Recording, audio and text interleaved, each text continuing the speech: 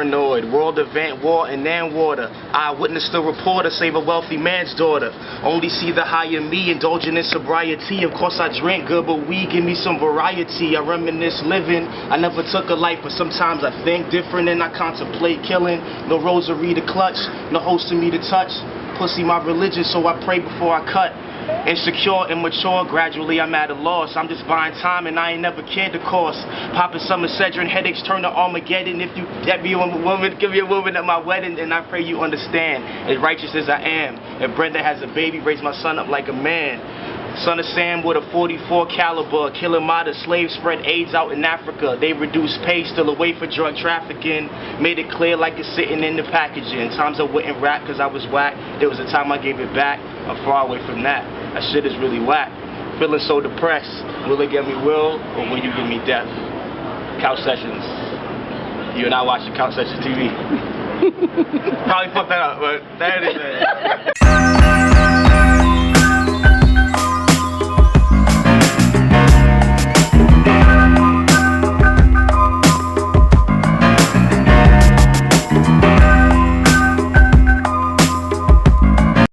You're a Brooklyn boy, born and raised.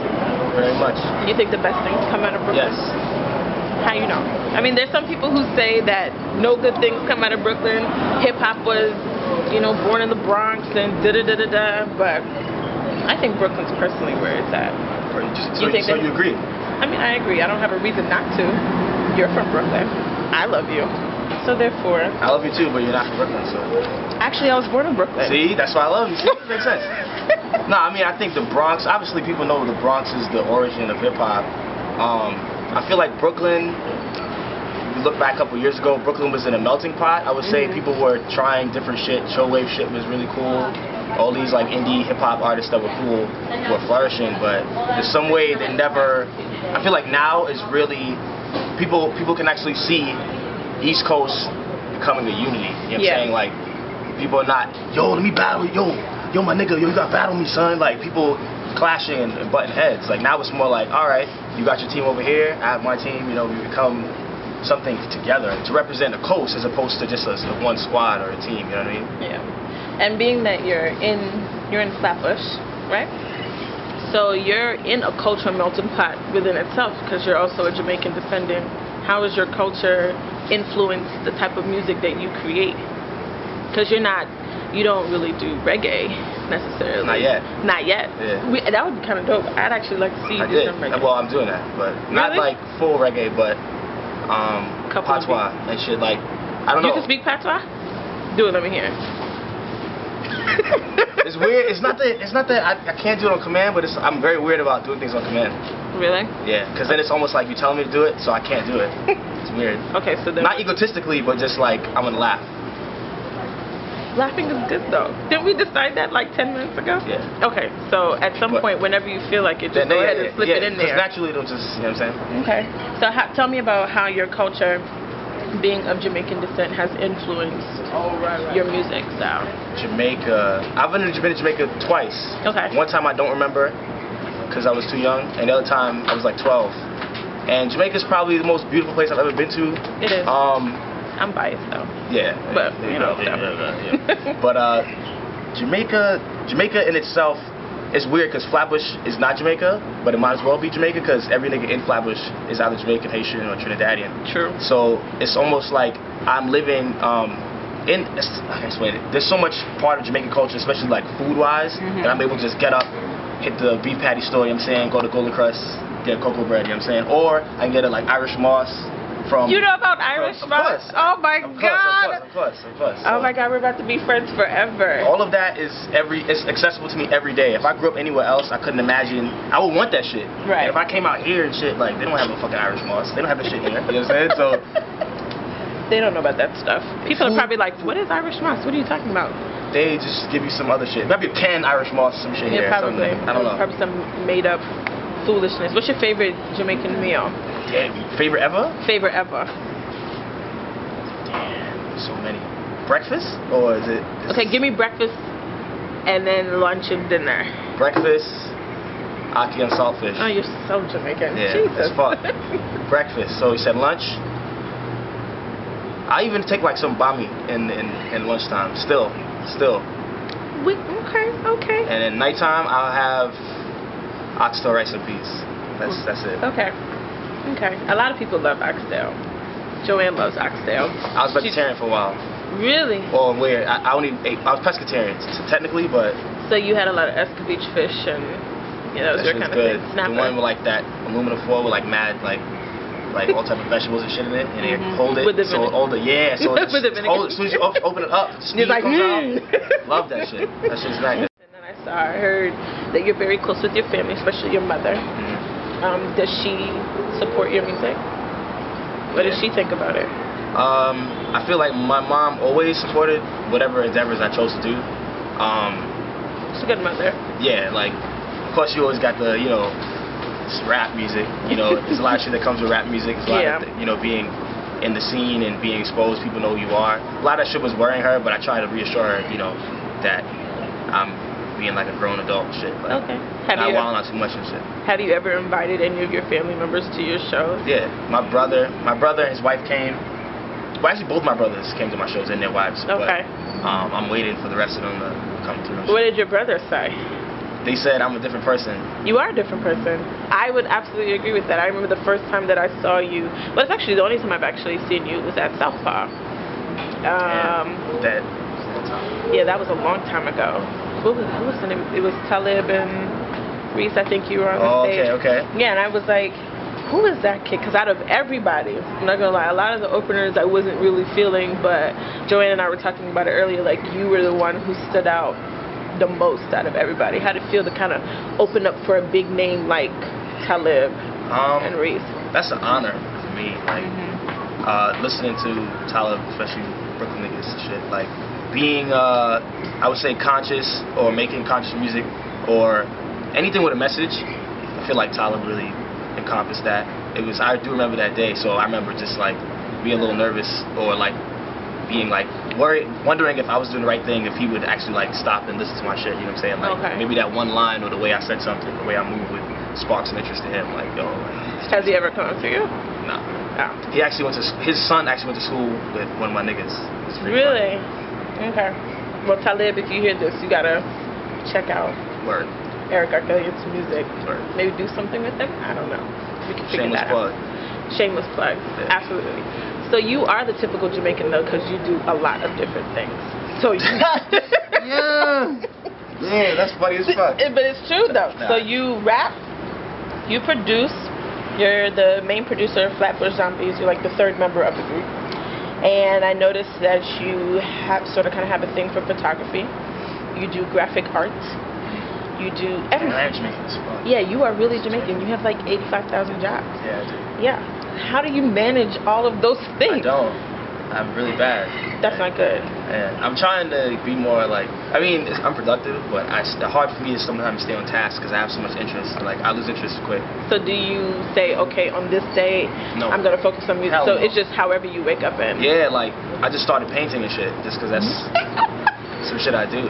Are you good at it? I'm not bad. It's like crink markers, so some of them are paint markers or whatever, and then some of it is actually like brushes and shit. I just started getting into that. But. Okay. So, your graphic work, tell me a little bit about that. I went to school for it. It's weird, I look at the packaging for everything. So ever since I was a kid, like I'd buy like an Xbox game, or way before that, I'd say PlayStation 1 or like ColecoVision or some shit. I'd always be like the way that the game, before I even open the game out, I would just stare at the cover, you know what I'm saying? Or window shopping with my mom's, like watching all the shit in the window, like, damn, these games are all cool. And I would buy games and music just because of the way it was presented to me, like, this shit just looks hot. And then, as I got older, I'm like, damn, that's what people do as a grown adults, you know, like, something looks whack, who the fuck wants to, you know what I mean? And that goes women and everything, men, women, whoever, you know, whatever you desire. If it looks whack on the outside, it's probably whack on the inside too, you know what I'm saying? And I decided to kind of make it like partially my career. I've been like coding websites and shit. It's nothing nerdy bullshit that rappers don't talk about. So you also code websites? Yeah, you are. You are so totally living up to your culture. It's not even a joke. You take your graphic art and you make it work for you though, because are you the person who does your own album covers also? I work in assignment with like one of my dudes, whatever. His name is Infamous Jean-Claude. He's in North Carolina. Okay. And him and I always like politic about the way shit is laid out. I've done like a lot of like my single covers and for other people as well, but everything literally has to go through this like very like reckoning process of like, all right, is this cool, or is, you know, does this really capture what I'm feeling or whatever, you know? But I'm back hands-on with all that shit. It has to be perfect, otherwise I'm not gonna do it. You know? Okay. And what is the inspiration of you using French for some of the names? Good one, you know. Yeah, I told you. I told you I stalked you. I wasn't saying. It's all good. French. It's not because of the Haitians in my neighborhood, but it's because So you said. French. No, it's not. I mean, it might be subconsciously, but the Haitian. No, sorry, the French. Oh shit! All right, the French shit. I was always obsessed with like languages. Okay. And like they say French is a language of love or whatever, so I guess I used to always look at like impressionistic art and shit like that. It's like, what is so great about like European culture? And then once it ties into like, the graphic design, I always was like, damn, like they sound so fly when they kick that crazy shit. Then like I watched like La Haine, which is like I think it's a French movie. It's not English at all, and I just was like, yo, this movie is incredible. Okay. And yeah, I don't know. It just French is cool to me. It looks cool when you write it too. So. Is that where the Lebanese came from? Yeah. That was the inspiration behind us. Why is love so important to you as a person and then as an artist? Personally, I feel people have, especially people my age and shit, they live out of lust and shit. It's like, personally, lust is necessary in some form because you need something that you can't necessarily give your all to, but you have to have part of it that you care about. Okay. So it's like you lust for something, you really want it so fucking bad. You may not want all of it, you know, but you get a decent amount of it for yourself. But overall, I think love to me is very necessary because you need something to chase. If you don't love anything, you're just doing it, you're complacent and you're happy with being like mediocre, you know what I mean? So it's almost like a motivation or that big kick in the ass to say, okay. Yeah, like nigga, if you love this, come and get it. Oh yeah, exactly. And that Pause over. that crosses over into music as well. Like, if you don't love your music, man, like people have to realize music is not about yourself. You know what I'm saying? Like your music, what you're saying is influential to people outside of your block. Okay. You know what I'm saying? And your Twitter followers and shit. Right. So talking about your music, you have a couple of singles out. I think the one that I like the most is 420, and I'm not even a smoker, but I actually really like it. I like the vibe that you give. You seem like a very, very, I don't know, introspective, yet mellow, yet, I don't even know. I don't even know really how to describe you. How would you describe your, I don't know, even man. know, Jamaican. I'm That's Jamaican, it. yeah. Jamaican, I do Jamaican shit. I don't know, man. Like, I don't know. I'm weird. That's the best way to describe it. Like, I think I can get away with a lot of shit that other people can't. Oh, really? Everybody thinks I'm so innocent. Like, I don't do anything wrong. You do look innocent. You know, you have this kind of adorable feature, nature kind of about you that is kind of unexpected. That's cool, when people right? hear. Yeah, that's a good to look at you, giving a smile and everything. Oh, because complimenting me and shit, I got to smile. Yeah, but like when I saw your pictures and then I would listen to your music, I'm like, that was not what I expected. And I think I connected to you a little bit more than I even anticipated. And so I kind of love that. The one is called The Prelude. It's featuring one of my friends that I grew up with. That's just straight, like, lyrical manslaughter. Okay. And there's another one called Swamp Fever. And it was produced by my boys. They call it Remedy. They produced Super High for Rick Ross. Oh, wow. I love that song. But I'm also part-time ignorant. But that's part-time? Hey, this is about you. Listen, you don't know me like that, okay? Just because we kinsmen. Kinsmen. Anyway. I don't think I've heard that word. I know. Is the word kinsman? It is. Kindred? Kinsman, I don't care. Whatever. So can I get a preview of one of them? Oh, yeah. Go ahead. You want me to say it? Prelude. Just a little bit. Better get that paper, nigga, cause it makes you richer. Boosting my ego, I'm too smooth to take a picture. Humbleness exceeds, greediness completes. I am me, so fuck it in public. Your pussy, I love it, pussy. Never gonna play the rookie, I'm crooked and bold since 17 years old. And my low lows, no thug, but I'm a criminal. My first beats Casio, cash like casino, 80s baby, but my nature is more than just nasty though. Brooklyn on my back, give them a round of applause from the jaws of the Shark Tank, motherfuck yours. Welcome to the doors, goes a strip into their drawers, open legs like third eyes after I heard yours. Rapido, I'm a natural born killer, zombie gang real familiar to them other gold diggers. If you see the dream, you will see the tree that'll breathe the weed for me to be free from the plague of greed and thievery. Oh, well, excuse me. Well, hey. I just do this with my hand so I can get it out of my brain. But it's also for emphasis, because you know Jamaicans like to use their hands when they talk. I haven't really used my hand a lot, right? I've been like this. That's because you've been under the table, but you're probably going. I was standing up. I was been doing like all types of crazy. That's true. Okay, so this will be my last question, and then I'll let you go, because I love talking to you, and I feel like I could talk to you for forever. It's all good. We'll talk about international love versus stateside appreciation. Now, do you feel, as an artist from Brooklyn, as a producer, as a rapper, as a graphic artist, as a techie, as everything, do you feel like... Sick fuck. Yeah. Do you feel like you get more love internationally than you do stateside? Yeah. Why do you think that is, though? Funny you say that. America as a whole is a weird state. America is not really... They appreciate glitz and glamour, and a lot of the things we see here are polished, and they're airbrushed, and they're perfect.